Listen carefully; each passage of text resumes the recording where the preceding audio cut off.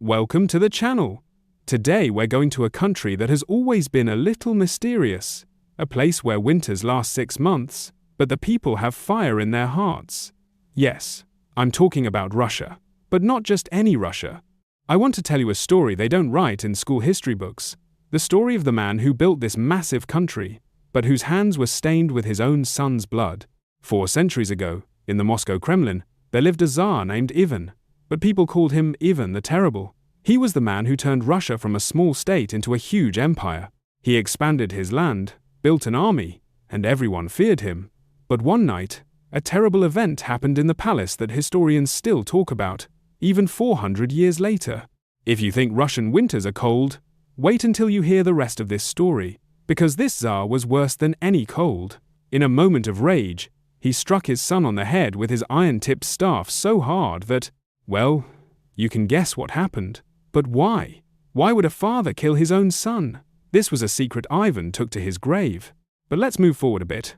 Russia didn't just have cruel Tsars. Remember Peter the Great? The same one who cut the beards of nobles with his own hands. Yes, you read that right. Peter the Great made a law. If you wanted to enter the palace, you either had to be beardless or you had to pay a beard tax. Can you imagine? A grown man paying taxes for his beard. But this is nothing compared to the next law.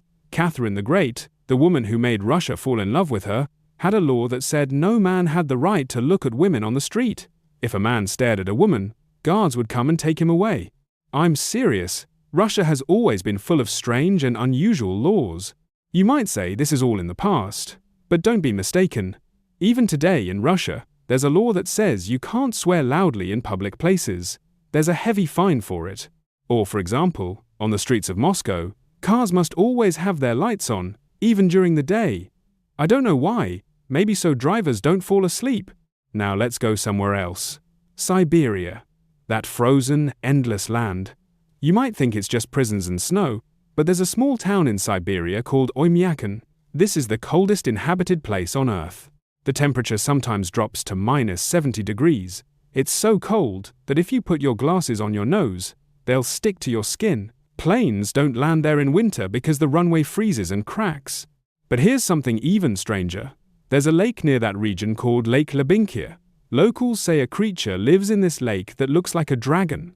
A few years ago, a research team went with a small submarine to see the bottom of the lake. What did they find? Nothing. Their submarine disappeared. Yes, a whole submarine. They still haven't found it. Put that lake aside. I want to tell you about another lake that's even cooler. Lake Baikal. This lake is so deep it could hold all the water from America's rivers. 57% of the world's fresh water is right here. The water is so clear you can see up to 40 meters down to the bottom. In winter, when it freezes, you can drive a car on it. Local people used to drive across the ice to visit their grandmother. But Russia isn't just about nature and Tsars, it's also about war. World War II? Russia lost 27 million people in that war. 27 million! That means out of every 3 Germans who died in the war, 1 died on the Russian front. The Nazis thought they could take Moscow with a lightning-fast attack, but they forgot to account for the Russian winter. When the Nazis reached the gates of Moscow, the temperature dropped to -40. Their tanks wouldn't start, their soldiers froze in the trenches, and the Red Army, with their sheepskin coats and simple rifles, stood against them. Stalin had given an order, not a step back, and nobody dared to disobey. After the war, Russia became a superpower. The Cold War began. The space race began. Do you know the first living creature to go to space was a dog, Laika, a little Russian dog, but sadly, she never came back. Her rocket had a technical problem, and Laika remained in Earth's orbit but the Russians didn't give up.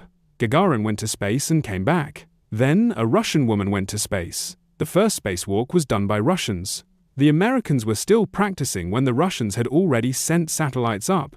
Now let's talk about something even stranger. In Russia, there's a museum called the Car Museum. But it's not a car museum, it's a toilet museum. Yes, you heard that right. A museum full of old toilets, from the time of the Tsars to the Soviet era. You can go and sit on them and take pictures. Can you believe it? Or take the streets of Moscow. Do you know why they're so wide? Not for traffic, so that when the enemy army comes, the artillery can easily maneuver. Stalin designed all the streets wide so enemy tanks couldn't hide behind buildings. And then there's the Moscow metro. This isn't just a subway, it's an underground palace. Crystal chandeliers, marble statues, golden mosaics. Do you know why it's so beautiful? Because Stalin wanted to show the people how beautiful life could be under communism. By the way, this metro is so deep it can also serve as a nuclear bunker. Some stations have anti-atomic doors. Let's go straight to a big secret. The Kola borehole. The deepest hole humans have ever dug is in Russia. It's 12 kilometers and 262 meters deep. So deep that they say while drilling, they heard sounds from the depths of the earth, like screams and moans. Some workers went crazy. The project was closed after the collapse of the Soviet Union, and the hole was sealed with a metal plate. Do you know why? Because the deeper they went, the higher the temperature got, to the point where they couldn't continue. But rumors say there was another reason. But let's return to everyday life. Have you ever given flowers to a Russian? If you want to do this, remember one important thing. Never give an even number of flowers. In Russia, an even number is for funerals. If you give your Russian girlfriend 6 roses, you might never see her again. Or take handshakes. When Russians shake your hand, they squeeze so hard it feels like they want to break your bones. Know this: if you shake hands softly and weakly, it means you're a weak person. So squeeze hard, even if your hand hurts. One more thing. In Russia, people don't smile on the street. Not because they're rude, because smiling at strangers is considered disrespectful. Like you're saying, you're an idiot. So if you go to Russia and someone doesn't smile at you, don't be upset. It's their culture. Anyway, let's move on. Let's talk about another famous character, Rasputin. This strange man had so much influence over the Tsar and Tsarina that it seemed like he had bewitched them. They said he could stop bleeding. When they tried to kill him, they first poisoned him. Nothing happened. Then they shot him. He still held on. Then they threw him into the icy Neva River. He finally died, but after many attempts, his death marked the beginning of the end for the Romanov dynasty. The Romanovs ruled Russia for 200 years, but in the end, the Bolsheviks came and killed them all, in a small basement in Yekaterinburg.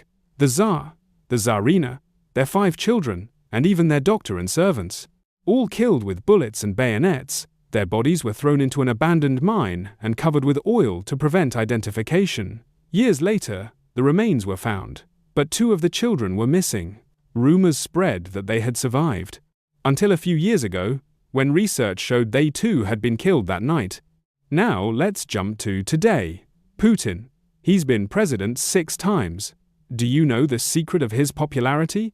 He promised the people he would make Russia great again. And the Russian people, after the collapse of the Soviet Union, had been humiliated so much that they would do anything to regain their pride. Today's Russia is a country of contrasts. On one side, billionaires buying houses in London. On the other, ordinary people living on $300 a month. On one side, golden, luxurious churches. On the other, dirt roads and rusty cars. But don't ever take away one thing from Russians: their fighting spirit. If a Russian tells you, "We will survive," believe me, they will survive. History has proven it. By the way, do you know why Moscow has so much traffic? One reason is that people still do things like in Soviet times.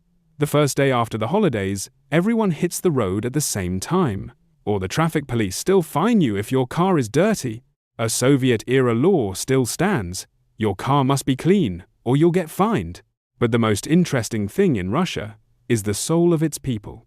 People who, in the toughest conditions, have the best stories to tell. Grandmothers who have seen war, seen revolution, seen collapse, and still get up every morning to bake fresh bread for their grandchildren. If you ever go to Russia, make sure to visit a Russian bathhouse. They call it banya. First, you go into the hot sauna. Then you beat yourself with birch branches. Then you go outside and roll in the snow. Crazy? Russians say it strengthens your immune system. With all that cold, maybe they're right. Well, we've reached the end of our story. But before we go, I want to ask you something. What do you think is the secret of Russia's survival? Why is this country still standing after so many wars, famines, revolutions, and hardships? Write your answer in the comments. I read all the comments. Until the next video, remember that history isn't just about the past, it's about our today. So make your today a beautiful history.